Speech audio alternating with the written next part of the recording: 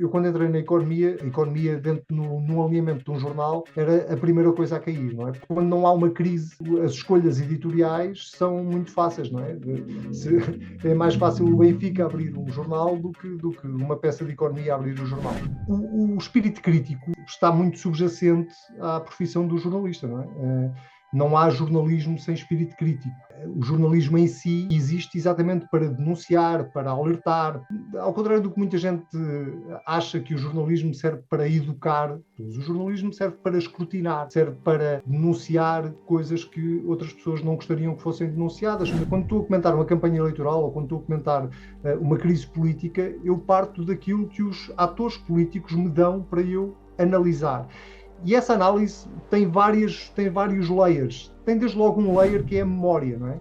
Desculpa ter interrompido a tua introdução, mas estás agora a ouvir mais um episódio fantástico da Fórmula do Sucesso, onde nós só falamos com os melhores dos melhores. E hoje não é exceção, mas Bruno apresenta-nos o nosso convidado.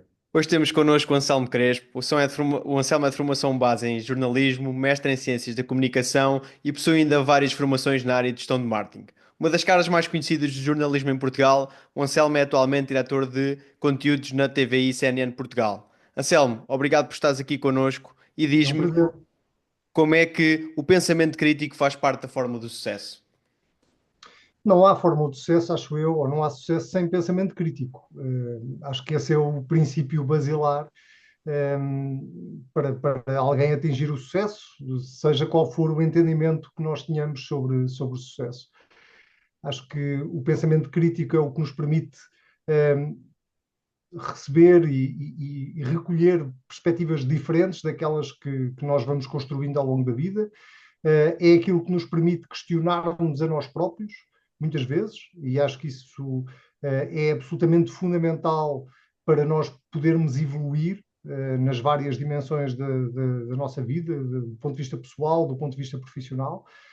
E, portanto, eu acho que sem pensamento crítico, nós, enquanto seres humanos, não evoluímos. E, portanto, nós precisamos de ter esse pensamento crítico, mas precisamos, sobretudo, de ser críticos connosco próprios, para além de podermos ser críticos com os outros, podemos ser críticos com o país, com o local onde trabalhamos, com os nossos amigos, com a nossa família. Nós precisamos de ser críticos, antes de mais, connosco próprios e ter essa abertura de espírito, sem a qual eu acho que nós ficamos fechados numa bolha e ficamos isolados do resto do mundo.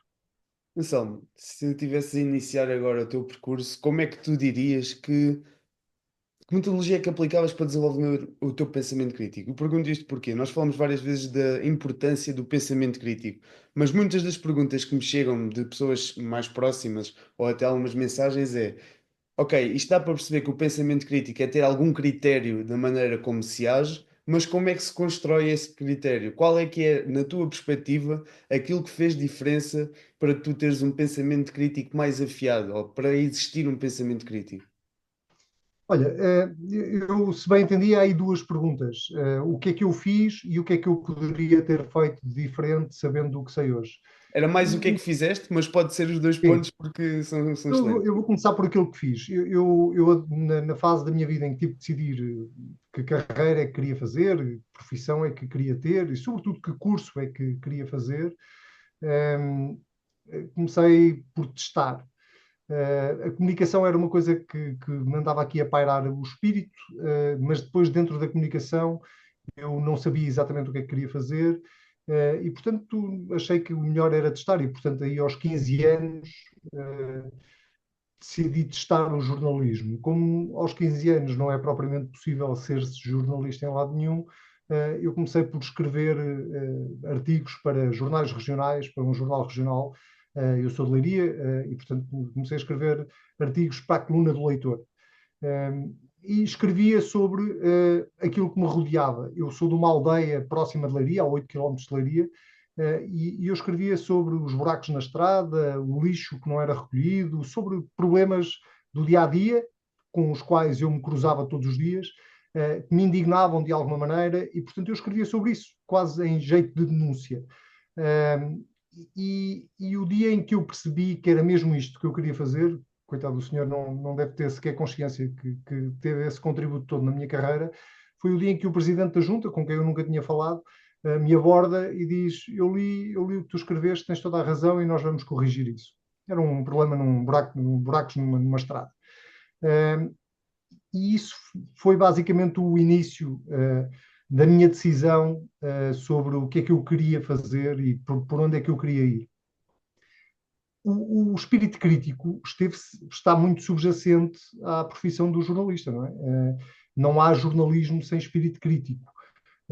O jornalismo em si existe exatamente para denunciar, para alertar, ao contrário do que muita gente acha que o jornalismo serve para educar as pessoas, eu não acho que o jornalismo sirva para educar as pessoas. O jornalismo serve para escrutinar, serve para denunciar coisas que outras pessoas não gostariam que fossem denunciadas, mas que ajudam de alguma forma não só a construir o pensamento crítico de quem consome esse jornalismo, seja na imprensa, na televisão ou na rádio, mas serve também para despertar consciências, serve para as pessoas tomarem decisões mais informadas e mais conscientes das decisões que estão a tomar.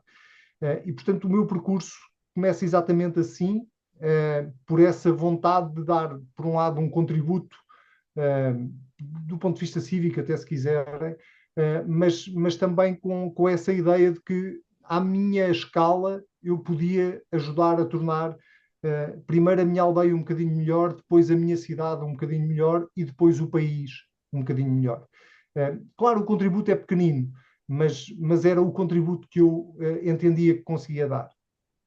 E, portanto, fui fazendo esse percurso dessa maneira, fui-me sempre mantendo ligado ao jornalismo através da imprensa regional numa primeira fase, depois na universidade muito ligado aos projetos da própria universidade, e depois mais tarde a televisão, apareceu a televisão depois do curso superior. Mas foi um bocadinho esse o meu percurso enquanto construção do meu próprio pensamento crítico, foi olhar à minha volta, perceber aquilo que me incomodava enquanto cidadão e aquilo que incomodava as pessoas que estavam à minha volta e dar um contributo para que aquilo que estava mal pudesse melhorar. Às vezes conseguimos, outras vezes nem tanto. Tu falaste aí de uma coisa que era fazer jornalismo, mas eu acho que isso também é fazer bom jornalismo. E uma das coisas que nos deu trigger a ter-te aqui hoje connosco e que acho que é totalmente meritório foi eu ter-te visto num evento, eu também sou de Leiria, já agora, ter-te visto num evento ao vivo que era para empresários maioritariamente, e o que me saltou foi, consoante as questões que te colocavam, tu não fazias muito aquela parte toda que às vezes nós notamos numa comunicação. Eras muito pragmático, tocavas no ponto, adaptavas aquilo à tua audiência e muitas das vezes, sendo tu uma pessoa que está todos os dias na televisão e em diferentes formatos, eu acredito que até isso possa ser, ou seja, aqui uma ferramenta que tu tenhas própria tua, que é uma capacidade de comunicação para diferentes públicos. Mas isso foi uma das coisas que me saltou à vista, foi a tua capacidade de ser crítico mas com pragmatismo. E a minha questão vai nesse sentido, que é, fazes comentários de temas que vão mudando todos os dias, como é que tu te mantens atualizado e perdes o bias, ou seja, mesmo tu tendo e tendo as tuas opiniões, como é que tu não transpareces isso na tua comunicação? Eu acho que é algo muito bom e que pode também ser útil aqui a quem nos ouve, que é, apesar de tu poderes ter um clube, uma opinião, algo do género, conseguires mesmo assim ser straight to the point e conseguires chegar ao ponto e esclarecer as pessoas da melhor forma. Mais uma vez, duas partes da resposta a isso.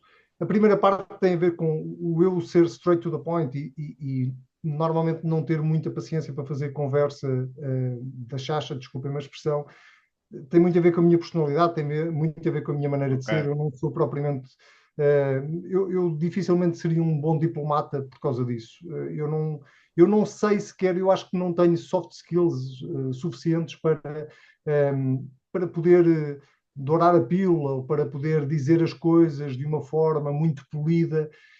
Eu sou como sou, isso faz parte da minha maneira de ser, sempre fui assim. Isso tem vantagens e desvantagens. Nos casos, claramente para ti foi uma vantagem ouvir-me falar daquela maneira, mas já tive em situações da minha vida profissionais em que isso claramente não era uma vantagem, em que as pessoas se sentem até um bocadinho hostilizadas pela forma tão direta como eu normalmente falo. Isso tem a ver muito com a minha maneira de ser. E eu não sei se queres explicar muito isso. A segunda parte da tua pergunta para mim tem muito a ver com esta grande discussão que existe hoje em dia, com o papel dos comentadores, o comentador jornalista, e onde é que está o jornalismo, e onde é que está o comentário, onde é que está a minha opinião pessoal, e onde é que está a isenção, como normalmente as pessoas gostam de dizer. Eu não tenho muito esse drama por uma razão simples. Eu parto de factos, eu comento factos. Eu não comento suposições, eu comento factos.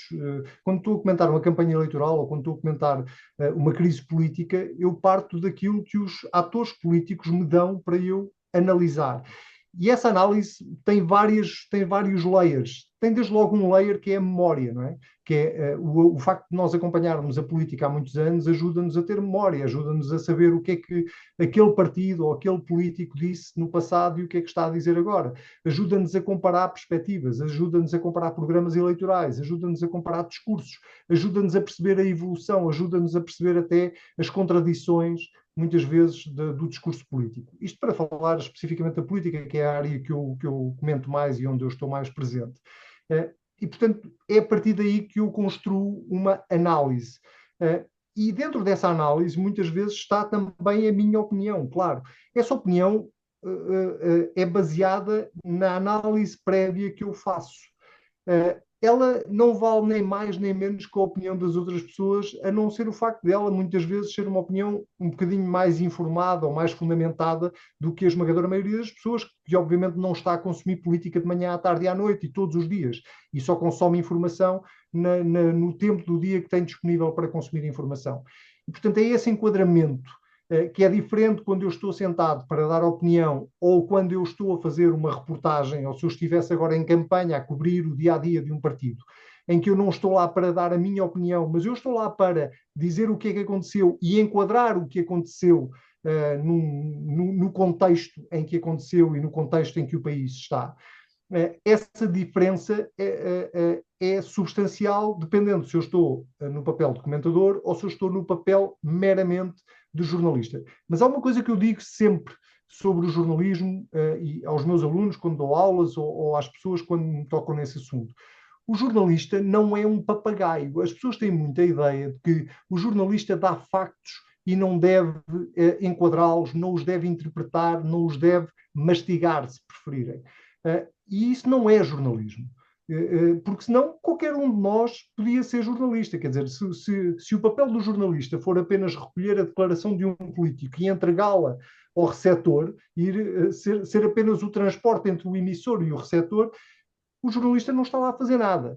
O jornalista tem a obrigação de, dentro das regras deontológicas que não são determinadas por cada um de nós, são determinadas para todos, dentro daquilo que é a lei, dentro daquilo que está estipulado, o jornalista tem a obrigação de recolher os factos, tentar perceber se eles são verdade, se são contraditórios entre si, enquadrá-los, contextualizá-los e ajudar a que a percepção de quem está a receber a informação seja o mais entendível possível.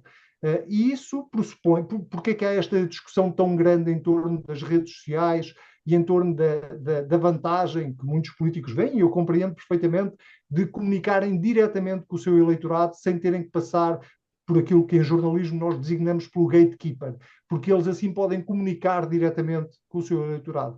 Bom, a vantagem é óbvia, é porque eles assim podem descontextualizar, podem mentir, podem dizer aquilo que bem entenderem, sem que esteja lá alguém a dizer, atenção, que este senhor que agora está a dizer que é branco, antes dizia que era preto. Atenção, que este senhor está a dizer isto porque aconteceu isto, isto e isto.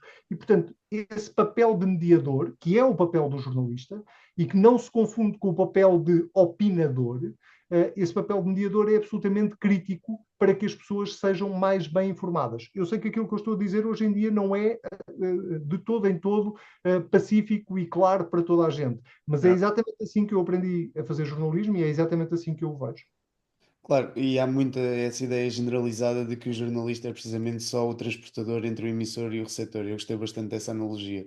E queria perceber também, Anselmo, qual é que foi o maior desafio que tu enfrentaste quando entraste neste mundo do jornalismo ou quando iniciaste a tua carreira? Qual é que foi aquele ponto tu sentiste mesmo que quando ultrapassaste fez a diferença na tua vida, ou se houve sequer algum ponto desses, tenha sido ali aquele turning point?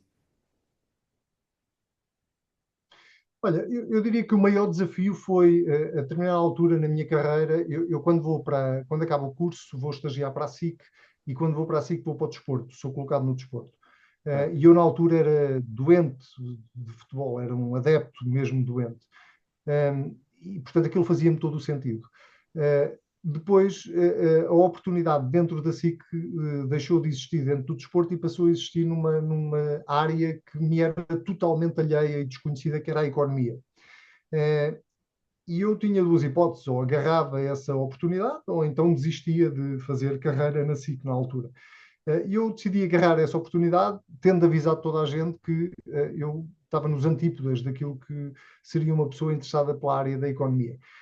E porquê é que eu sublinho essa fase da minha vida como um maior desafio? Porque a economia é provavelmente, não só era uma área que eu não dominava de todo, eu tirei ciências da comunicação, portanto, tive uma cadeira de economia em 4 anos de curso, como devem imaginar, isso não serve para rigorosamente nada, para além de que eu sempre fugi das matemáticas e dos números, e portanto também aí era um bocadinho assustador pegar nessa área.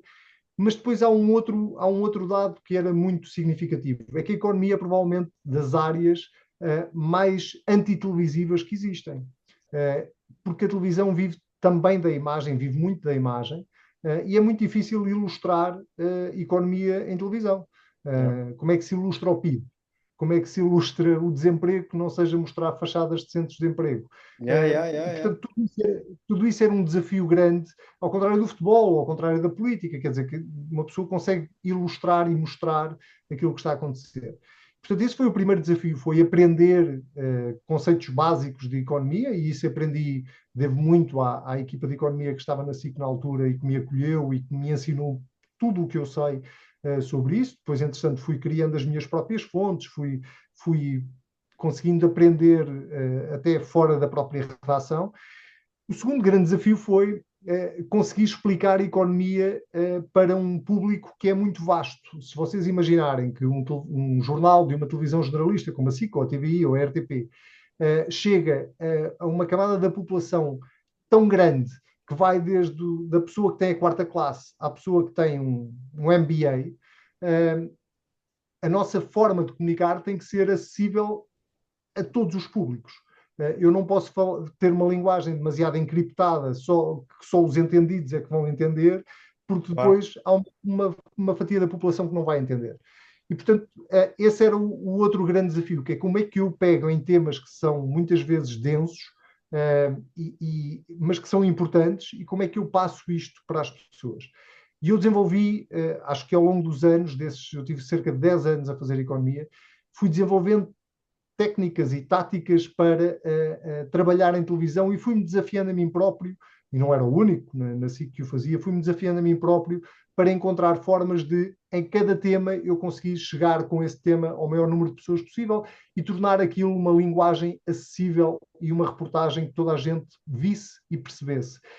E ao longo dos anos que eu estive na economia, foram surgindo. Eu, quando entrei na economia, a economia, dentro no alinhamento de um jornal, era a primeira coisa a cair, não é? Porque quando não há uma crise, as escolhas editoriais são muito fáceis, não é? É mais fácil o Benfica abrir um jornal do que uma peça de economia abrir o jornal.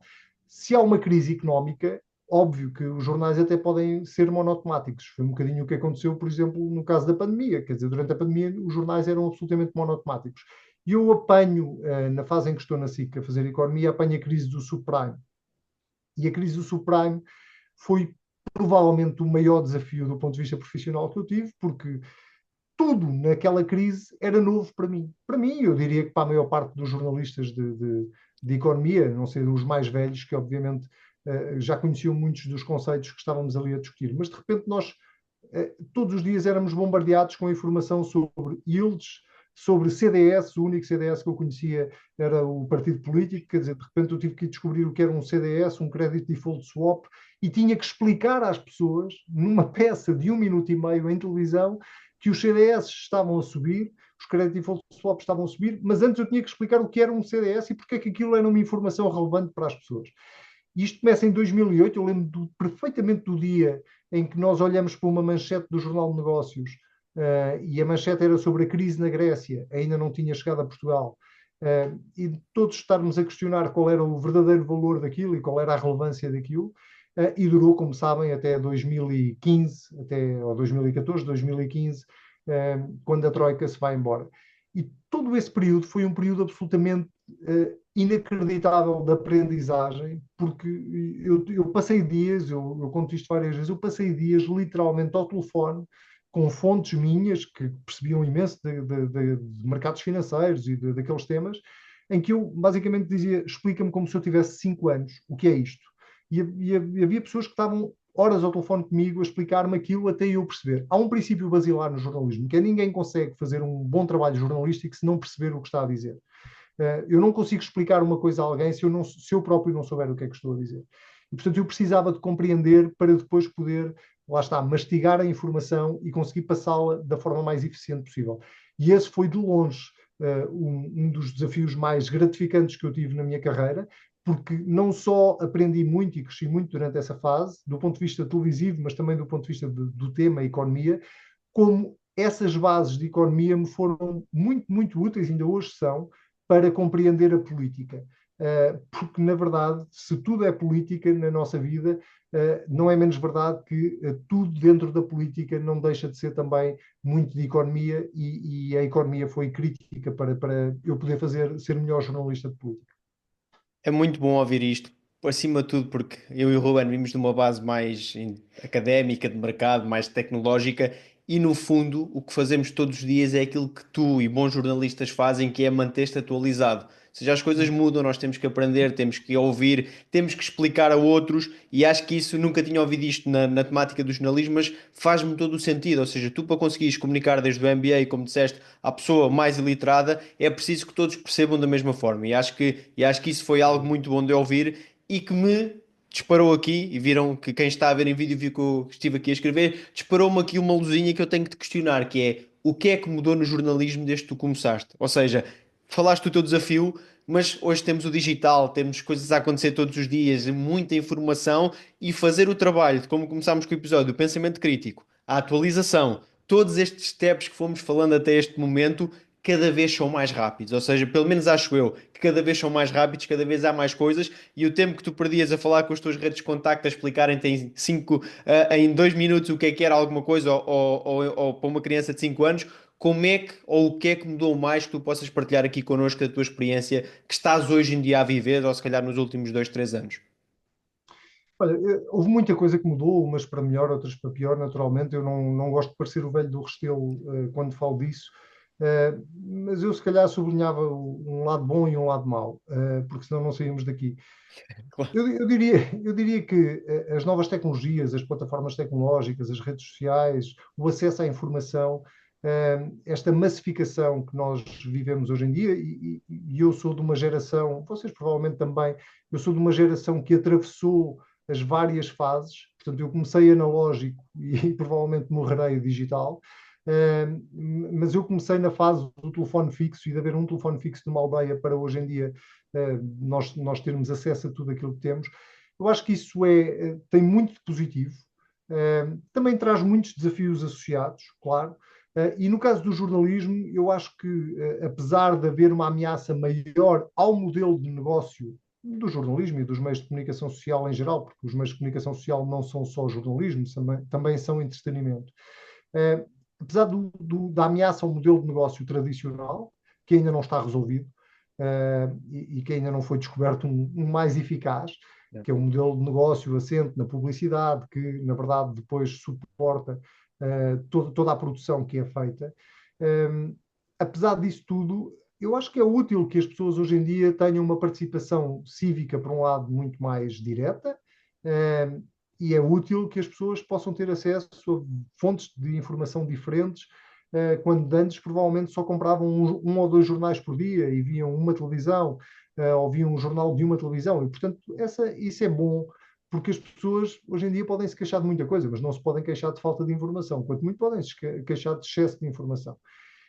O lado mais perverso, no caso do jornalismo, para mim, tem a ver com a desinformação e com as notícias falsas, as chamadas fake news.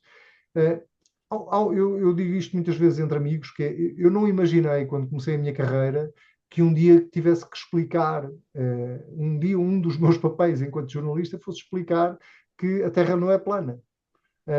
Ou explicar que sim, o homem foi mesmo à Lua, quer dizer, ou que as vacinas, de facto, cientificamente está provado que as vacinas têm mais benefícios do que malefícios.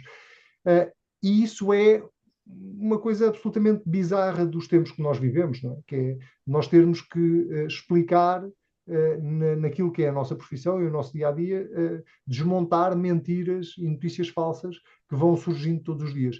E eu, no início, quando começou a aparecer os fact-checks e esta moda dos fact-checks, eu era muito crítico internamente nas redações onde trabalhava, desta febre de agora temos que ir fazer fact-checks a tudo. E eu dizia, mas porquê que eu tenho que ir dizer, se uma parede é branca, se eu estou a ver que a parede é branca, se toda a gente está a ver que a parede é branca, porquê que eu tenho que lá ir dizer, sim, olha, eu estive aqui a verificar e a parede é mesmo branca, pode ter a certeza, confia em mim, verdade, pumba, a parede é branca. Porquê? Até o dia em que eu comecei a ser confrontado pelos meus próprios pais com perguntas sobre coisas que eles liam nas redes sociais, que eram mentira, e eles vinham perguntar a mim se aquilo era verdade ou não. E eu comecei a perceber que havia, de facto, uma necessidade de o jornalismo contribuir, de alguma forma, para desmentir, para desmontar as chamadas fake news e cumprirmos o nosso papel também a esse nível, coisa que eu não achava que fosse necessário algum dia. Esse é o lado mais perverso, porque é de facto aquilo que faz com que as pessoas tomem decisões, lá está, menos informadas. Se as pessoas recebem a informação errada, as pessoas vão tomar decisões erradas. É inevitável que isso aconteça. E esse é provavelmente o lado mais perverso dos tempos que estamos a viver, porque depois acrescentamos aqui uma outra camada, que era aquilo que eu há pouco falava do tema da necessidade que os políticos têm muito, hoje em dia e de falar diretamente com o seu eleitorado sem passarem pelo crivo jornalístico. Quer dizer, isso tem o risco, não é? Tem o risco de um político poder estar sem crivo, a mentir deliberadamente ao seu eleitorado, sem que alguém esteja a alertar, atenção, isto que ele está a dizer é mentira. Donald Trump, antes desta eleição, 2 ou 3 cadeias de televisão norte-americanas chegaram a ter que tirar do ar Donald Trump em direto num comício, porque ele estava a dizer tantas mentiras que eles não tinham capacidade para fazer fact-check ao que ele estava a dizer em tempo real. E isso é assustador, não é? Porque a verdade é que lá está, eleito, é presidente, com plenos poderes, e ele provavelmente é presidente assente numa campanha que foi feita em mentiras e que provavelmente as pessoas se vão percebendo agora com o tempo de que muito daquilo que ele prometeu e muito daquilo que ele disse era mentira, mas agora já está, o mal já está feito. Reparem que a conversa voltou à fase inicial onde falávamos de pensamento crítico.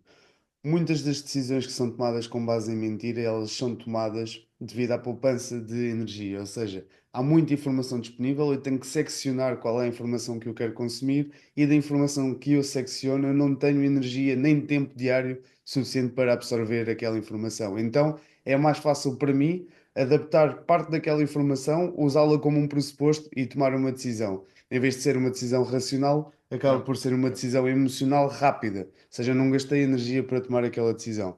Então o pensamento crítico aparece aqui do início do episódio precisamente para me permitir ter uma base de informação que é construída ao longo do tempo, ou seja, eu não preciso de estar a fazê-la todos os dias, a gastar muita energia a consumir todos os dias grandes quantidades de informação, mas eu crio uma base de ferramentas, e foi por isso que eu te perguntei como é que tinhas feito a tua ação, para conseguir tomar decisões com base nesse sentimento crítico. E eu agora queria dar aqui um shift na conversa, não da perspectiva de jornalismo, mas na perspectiva de tu, Anselmo, na tua base de pensamento crítico, como é que tu a alimentas sem ser, por exemplo, com notícias? Ou seja, tu és alguém que costuma diariamente ter rituais de leitura, rituais de podcasts, de vídeos de outras pessoas e não só diretamente com notícias. Tu tens aqui alguma rede de alimentação deste conteúdo? Tenho, claro. Eu há pouco acho que não respondi a isso, que é como é que se mantém atualizado. Para mim é muito simples porque eu nunca encarei a minha profissão como um trabalho.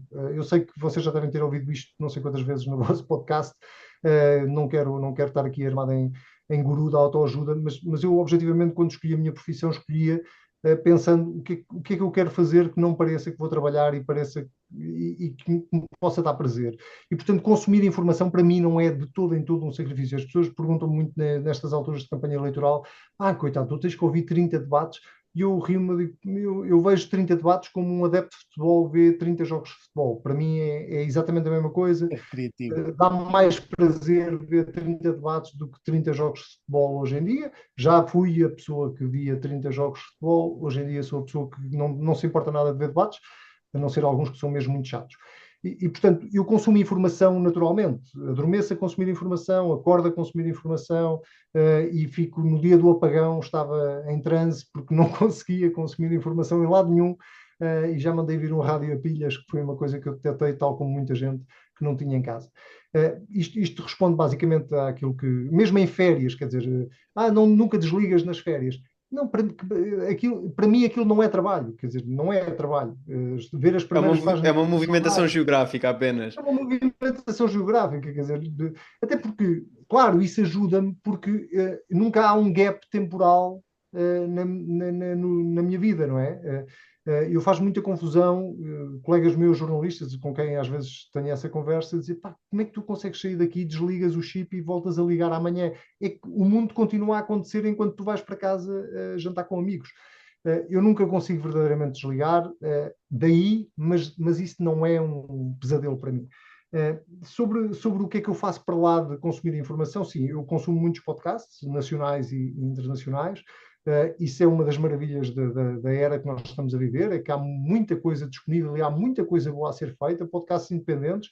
Descobri o vosso, por exemplo, mas há muitos podcasts bons, nacionais e internacionais, onde se aprende muito, onde se ouve perspectivas diferentes. Eu hoje em dia sou muito também desafiado a comentar temas de atualidade política internacional e, portanto, eu preciso mesmo de saber o que é que se está a passar nos Estados Unidos, o que é que se está a passar na União Europeia, o que é que se está a passar no resto do mundo.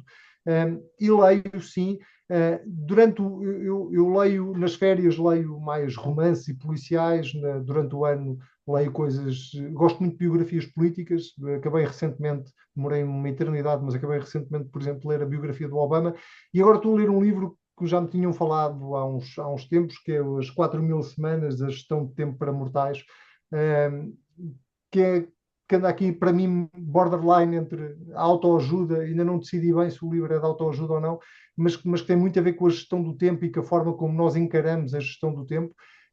E portanto, sim, e hoje em dia estou muito mais interessado até em ler coisas ligadas à economia, à gestão, ao marketing. São áreas que me interessam muito mais. Há um lado da gestão que me agrada muito e, portanto, eu gosto de ler sobre isso, apesar de eu não ser formado em gestão e a minha prática de gestão ser uma prática de gestão de redações, não ser mais do que isso, mas é uma área que me fascina muito.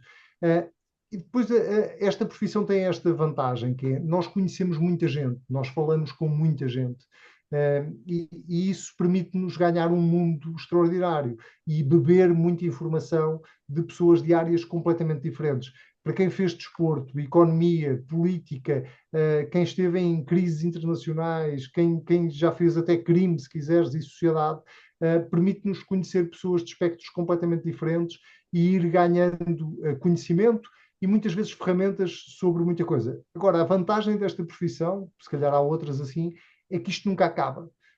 Tu nunca és verdadeiramente um jornalista completo, tu nunca sabes verdadeiramente tudo, e muitas das convicções que vais formando ao longo da vida destroem-se assim às vezes num ápice, porque de repente acontece qualquer coisa que tu não estavas a contar e tudo muda. E essa é também uma das maravilhas desta profissão, é que ela pode ser tudo, mas monótona, eu garanto que não é. Anselmo, e uma coisa que isto agora acho que está fácil demais para ti é relativamente ao que fomos falando até então e para te fazer pensar. Se a tua vida fosse um filme, qual é que seria o headline? Ou seja, se tivesses que abrir o telejornal ou uma coisa qualquer com o headline do teu filme, qual é que seria o título do filme? Eu vou dizer o Eterno Insatisfeito. Acho que esse seria o melhor headline para mim. Mas lá está, tem muito a ver com a minha maneira de ser, com a minha personalidade. Eu sou um eterno insatisfeito comigo próprio, mas sou também um eterno insatisfeito com as pessoas que trabalham comigo e com as organizações onde eu trabalho. Na verdade é esse o meu combustível. é isso que me anima todos os dias de manhã. Não gosto não gosto de rotina, não gosto de dias muito normais e muito iguais, e gosto sobretudo de estar a pensar o que é que eu vou fazer a seguir e de estar a pensar por onde é que eu vou a seguir. Uma das coisas que eu faço quando quero descontrair, hoje em dia, é jardinagem, que é uma paixão recente, mas eu até fazer jardinagem e a ouvir podcasts sobre os mais variados temas, estou a pensar basicamente, a tentar ter ideias e a pensar o que é que vou fazer a seguir. Portanto, eu diria que se a minha vida tivesse um headline no filme, seria o Eterno Insatisfeito. Muito bom. Então, e se fosse um conselho para quando começaste, qual é que seria? Olha, eu pensei nisso porque ouvi essa pergunta que vocês fizeram noutros episódios. E o conselho que me teria dado a mim próprio é vai para fora durante uns anos. Arrependo-me muito de não ter feito isso. Nem durante a faculdade, nem depois da faculdade. Uma das lacunas que eu sinto no meu percurso é não ter trabalhado lá fora ou não ter vivido lá fora durante uns tempos, porque eu acho que isso é absolutamente fundamental para nós crescermos como pessoas, naturalmente, mas sobretudo para ganharmos mundo e mundividência, e isso eu arrependo de não ter feito. Às vezes ainda brinco com a minha mulher só para testar, a dizer, pá, um dia destes podíamos ir trabalhar lá para fora, mas enfim, a vida depois é o que é, e eu não me estou a queixar da minha vida de todo, mas uma das coisas que eu teria dito quando era mais novo a mim próprio era: tem uma experiência lá fora, desejavelmente até uma experiência profissional, até mais do que académica, mas se tivesse sido académica também teria sido benéfica. Temos esse reforço em vários episódios, esse conselho. E futuro, ou seja, nós agora fizemos várias perguntas seguidas, mas acho que tu falaste aqui que eu estou sempre a pensar aquilo que posso fazer e estou sempre e a parte eu adorei o interno insatisfeito porque para mim, ou seja, do tempo que tivemos aqui a interagir uns com os outros, vê-se bem que és um interno insatisfeito, mas esse é que é a tua força motriz, porque aprendes, queres saber mais coisas, testas mais coisas, ouves, voltas a iterar e isso só leva quem de alguma forma tem e já se percebeu o que é saudável, uma insatisfação saudável, porque gostas daquilo que fazes, falaste a questão de não ser aqui guru, mas eu faço aquilo que gosto e é verdade, vê-se bem que é isso, e essa insatisfação eterna, questão das férias, de ser quase uma deslocação apenas geográfica, vê-se bem que é isso, e, ou seja, caiu daquilo que fomos conhecendo, a headline caiu brutalmente. Mas para mim, e com tudo aquilo que já conquistaste e que tudo que acabaste por partilhar aqui, pá, o que é que o Anselmo pensa para o futuro, seja, e que possas partilhar aqui, seja pessoal, seja profissional, o que for, o que é que anseias para o futuro? Olha, gostava de dar um passo de facto diferente dentro da minha área, e desejavelmente, porque é a área que eu domino melhor e porque é aquela em que eu me sinto mais à vontade, mas gostava de aprender outras coisas, gostava de aprender a fazer outras coisas. Nomeadamente, há pouco eu falava da gestão e desta minha apetência e paixão pela gestão, por exemplo, uh, e sobretudo este lado, há pouco eu aflorei isso também muito rapidamente. Eu acho que os mídias têm um desafio enorme, que é descobrir um novo modelo de negócio, reinventar esse modelo de negócio, e eu gosto desse desafio, gosto de pensar sobre isso. Não tenho nenhuma resposta sobre isso, mas gosto de pensar sobre isso e de refletir sobre isso. Porque acho que a notícia da morte dos mídias tradicionais é manifestamente exagerada, para citar alguém muito conhecido, mas também acho que a relevância dos mídias depende muito da capacidade que eles tiverem para reinventar o seu modelo de negócio. Porque não adianta de nada estarmos à espera que o jornalismo sobreviva à conta de mecenas ou à conta da caridade das pessoas. Acho que o jornalismo tem que ser. Eu uma vez escrevi um texto a dizer: o jornalismo só é jornalismo se for um negócio. Porque se ele não for um negócio, ele vai tender a morrer. Ou desaparecer, ou pelo menos a tornar-se irrelevante. Ele pode não desaparecer, mas ele vai se tornando progressivamente mais irrelevante.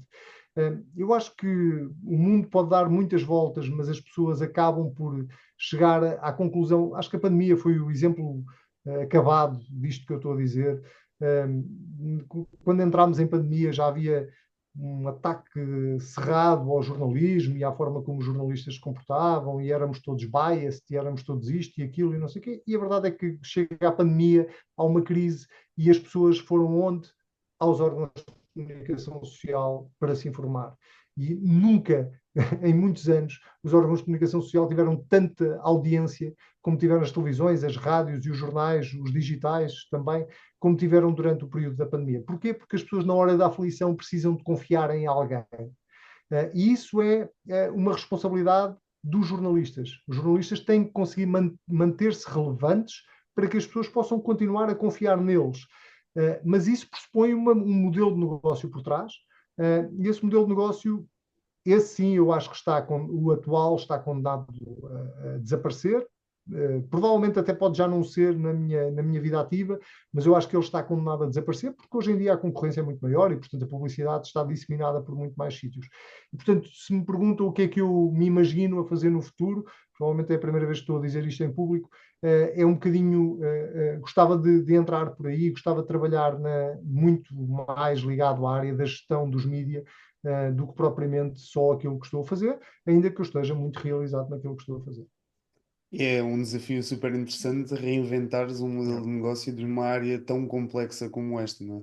Portanto, nós olhamos para os mídia, como estavas a dizer, com um modelo de negócio ainda muito assente em publicidade, ou seja, o Uhum. trade-off é muito a exposição e a divulgação da publicidade associada a marcas e reinventares um modelo de negócio em cima desta troca de informação por alguma coisa do outro lado, independentemente de qual seja. Acredito que não seja um desafio fácil, mas que consigas ultrapassar durante um processo de jardinagem enquanto ouves um dos teus podcasts. Acho que é totalmente possível.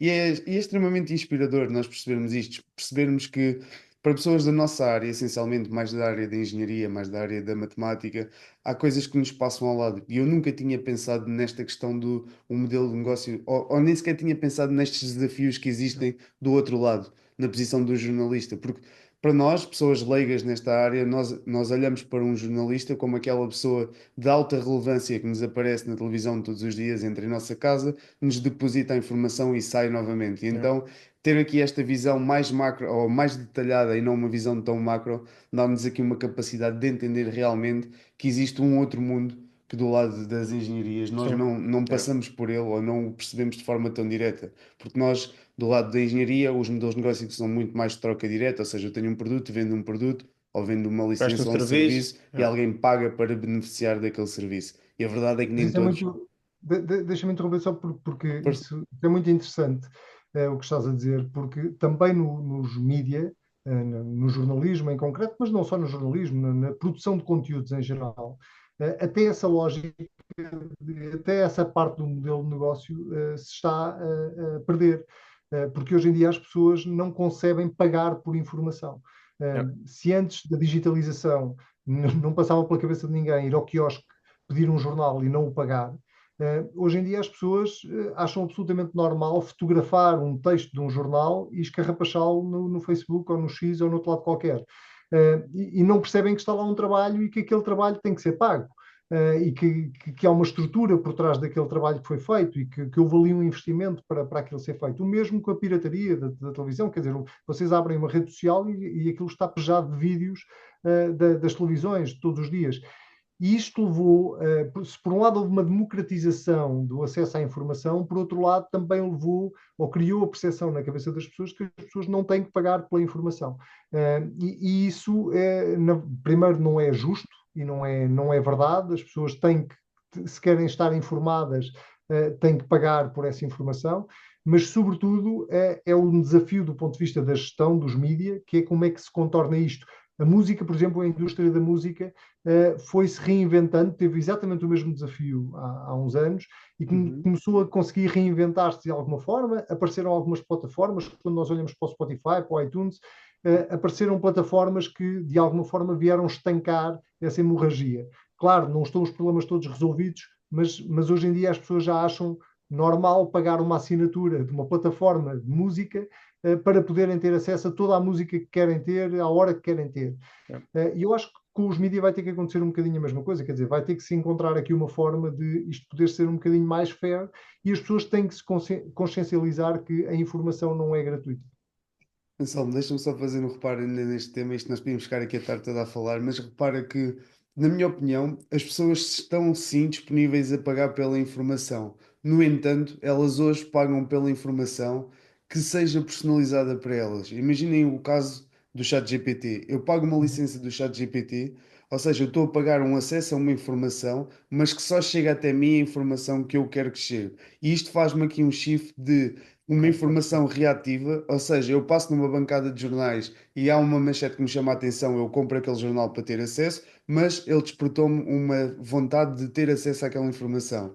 E no outro lado, eu tenho uma informação proativa, uma informação que eu vou à procura e ela chega-me com um conceito que hoje está muito na voga, que é hiperpersonalização. Ela chega até mim personalizada. Imaginem Uhum. que a última atualização do ChatGPT até já me responde com a base da pergunta que eu Yeah. faço. Se eu o tratar de forma informal, ele responde-me de forma informal também. Então eu sinto que esta reinvenção vai ter que passar pela parte da hiperpersonalização para eu conseguir dar à pessoa a informação que E ela tu disseste uma realmente. coisa, e Anselmo, não te interrompendo, mas tu disseste uma coisa que a mim, eu não estava a perceber o que ias dizer de início, mas que a mim me saltou à vista e que gostei bastante, que é, eu compro um jornal, tem lá 50 notícias e eu só gosto de 3. Como eu tenho cada vez menos tempo, eu quero é que o jornal para mim só tenha essas 3. Ou seja, Ok. não só ser hiperpersonalização, mas também a magnitude do conteúdo ser personalizável com aquilo que eu costumo consumir. Se eu consumo 3 notícias que venham as 3 ou 4, também para não ser só 3, não é? Se tu consomes 7 de um determinado, e acho que pode ser, e Anselmo pode ser um sítio para começares a trabalhar. Claro que estamos aqui a brincar, mas eu gostei dessa ideia. E extra a tua hiperpersonalização, ter também em conta a magnitude de tempo que tu dedicas, de quantas notícias gostas de ler por dia e assim sucessivamente. Claro. Eu não podia estar mais de acordo com vocês, mas chama a atenção só por uma coisa.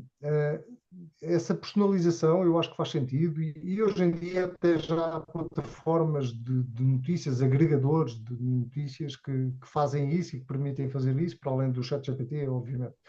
Eh, mas eu chamo a atenção por uma coisa. Eh, Isso tem um risco associado. E o risco Bias. é de nós vivermos em bolhas, Yeah. não é? O risco é de nós vivermos em bolhas.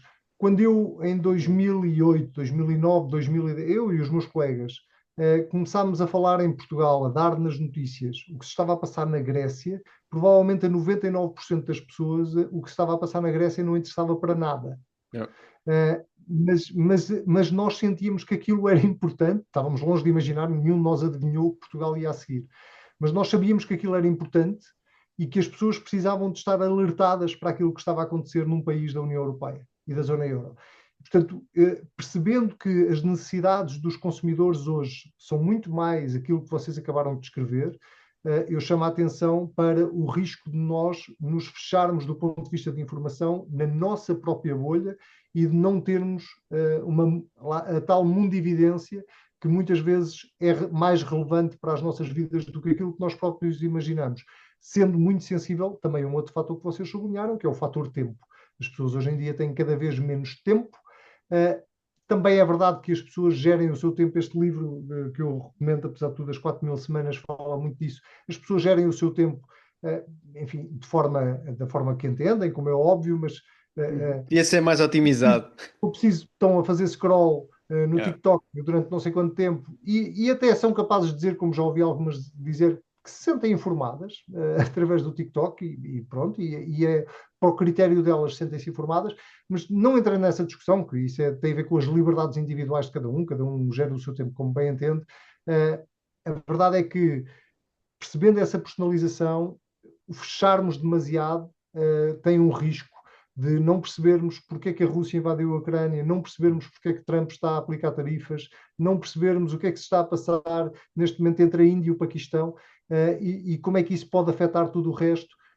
Acho que há uma balança que é preciso Fantástico. E tens toda a razão, e nós Sem falamos muitas dúvida. vezes sobre isso, porque sendo nós da área de tecnologia, sendo para nós ainda mais fácil fazer algoritmos de quem tenha comportamentos repetitivos e por aprendizagem reinforcement learning, ou seja, aprendizagem por reforço, isso ainda se torna e tal e qual, ou seja, nós costumamos dizer aqui, hoje fomos a uma abordagem distinta, mas tu trouxeste isso do outro lado, e acho que é encontrar este balanço entre todas estas equações e daí a dificuldade desta gestão que eu acredito que tenhas para a frente e que te corra bem. E acho que vou propor aqui uma coisa, ou seja, nós em 60 episódios entramos aqui para mim na fase final. O Ruben é o especialista de fazer a fórmula do sucesso, mas nós também costumamos ser os especialistas de comunicação no episódio e hoje temos realmente um especialista de comunicação connosco. O que é que eu proponho? Eu vou fazer parte da fórmula e o Ruben vai corrigi-la e tu vais, se quiseres, acrescentar alguma coisa. Porquê? Eu acho que este episódio foi bastante bom. Para quem nos ouve também, acho que se vai identificar perfeitamente com o que falámos aqui e há que inovar e trazer aqui também. E que para mim foi claro a fórmula do sucesso. E tu disseste no início, Anselmo, que não há fórmula do sucesso. Isto é o que muitos dos nossos convidados acabam por dizer e nós dizemos sempre que é individual e dinâmica, ou seja, é para cada um de nós e vai mudando ao longo do tempo. Mas o que é para mim, da conversa que tivemos, a fórmula do sucesso do Anselmo? Eu acho que começa por curiosidade. Ou seja, tu falaste aqui noutros temas relativamente a isso, mas para mim é a curiosidade de aprender, de ver, de ir mais além, ver o fact-check, perceber, estudar, falar com alguém, traduzir as coisas de uma forma. A segunda é clarificação. E porquê clarificação? Porque tu falaste muito em eu tenho que falar para todas as pessoas da mesma forma e que elas entendam. Ou seja, tu és alguém curioso, o curioso aprende, pega numa temática difícil e consegue trazer clarificação para quem num minuto ou em 2 minutos a fica a aprender. E por fim, o contributo. Não deixou de, no meu subconsciente, o contributo me acompanhar ao longo deste episódio, porque tu começaste a falar do buraco na estrada no jornal e acabas por falar num órgão como uma televisão para todo o país. Eu acho que, para mim, estes três elementos fazem parte da tua fórmula de sucesso: curiosidade, clarificação e o contributo. Ruben, não sei, antes de passarmos a palavra ao Anselmo, se queres dar aqui, porque tu és especialista nisto, por isso força. Imagina, todas as últimas fórmulas do sucesso que eu tenho feito, eu quando as faço, eu penso assim, será que o Bruno está a concordar com isto? E ao longo do episódio eu fui fazendo a fórmula do sucesso que eu ia aplicar agora. E curiosamente era muito semelhante à tua. Qual era Boa. a troca que eu fazia? Em vez de clarificação, eu ia pôr clareza, que Ok. apesar de querer dizer a mesma coisa, batia em 2 pontos diferentes. Clareza do ponto de vista daquilo que tu explicaste, do Anselmo ter ou apresentar clareza às pessoas, eliminar as pessoas que Sim. assistem ao conteúdo dele e clareza na exposição. Ou seja, a Ok. fórmula do Yeah. sucesso também está na clareza com que o Anselmo, e foi a parte inicial deste episódio, com que o Anselmo apresenta as ideias e se torna claro para quem o ouve, o straight to the point que falámos, que já sabemos que foi benéfico em certas partes e não tão benéfico noutras. Mas esta era a única troca que eu faria na tua fórmula do sucesso. Anselmo, qual é o teu veredito final? Bem, eu agradeço imenso, acho que vocês resumiram lindamente. A parte da curiosidade achei muita graça, porque é exatamente o que eu digo aos meus alunos de jornalismo: é para serem jornalistas têm que ser curiosos. Se não forem, se não tiverem isso em vocês, esqueçam. Eu só acrescentava uma coisa, porque pensei nisso quando ouvi outros episódios deste podcast, é que eu acho que a fórmula de sucesso é nunca parar de tentar. É a única que eu conheço, é nunca parar de tentar. Nós medir o nosso sucesso pessoal, profissional, enfim, é muito diferente de pessoa para pessoa. Para mim, o sucesso é eu conseguir tentar dar sempre o passo seguinte, seja em que dimensão for, e portanto eu acho que a minha fórmula de sucesso, acrescentando a tudo o que vocês disseram e que eu concordo, é nunca parem de tentar. Incrível. Acho que o não parar de tentar é sem dúvida aquilo que nós também passamos em muitos episódios e agradecer às pessoas que tentaram mais uma vez neste episódio e que ficaram até ao final para conhecer mais uma forma de sucesso. Para nós é importante poder ter a vossa presença, até porque o objetivo deste projeto é exatamente esse, é podermos comunicar de forma direta com pessoas que também estão sedentas de conhecer novas histórias, sedentas de conhecer novas perspectivas e ainda mais sedentas de perceber que cada caminho é um caminho diferente e pelo vosso caminho não estar de acordo com o do nosso convidado não significa que vocês também não possam ter sucesso. E para nós isso é o mais importante no final do episódio da Fórmula do Sucesso, deixar claro de que se continuarem a tentar, de certeza vão conseguir. Obrigado a todos, esta foi mais uma Fórmula do Sucesso e obrigado Anselmo por este Muito episódio. obrigado. Muito sucesso para todos.